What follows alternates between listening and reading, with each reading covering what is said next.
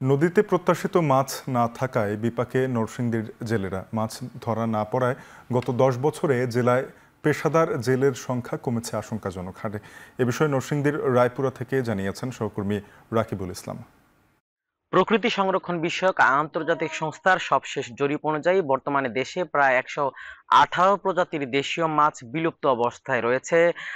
আগে যেসব মাছ পাওয়া যেত মলা, ঢেলা, নারকেলিয়া, কাচকি, ভেটকি সহ অন্যান্য দেশীয় মাছ, সেগুলো কিন্তু এখন বিলুপ্ত প্রায়। নদীতে আসলে সেই ধরনের মাছ আগের মতো খুব একটা ধরা পড়ে না। এই মুহূর্তে আমি দাঁড়িয়ে আছি রায়পুরার আড়িয়াল খাঁর পাড়ে। এখানে আমার ঠিক পেছনেই নদী। এখানে আজ থেকে এক যুগ আগেও শত শত জেলেদের নৌকা চোখে পড়তো।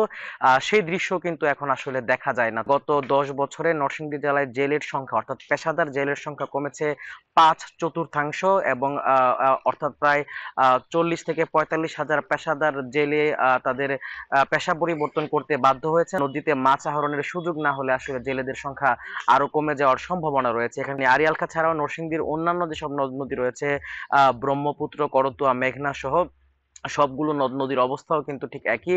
নদীতে যে মাছের যে স্বাভাবিক প্রজনন, সেই প্রজননে আসলে বাধাগ্রস্ত হচ্ছে। তো এই ছিল নরসিংদী থেকে আমার কাছে সবশেষ।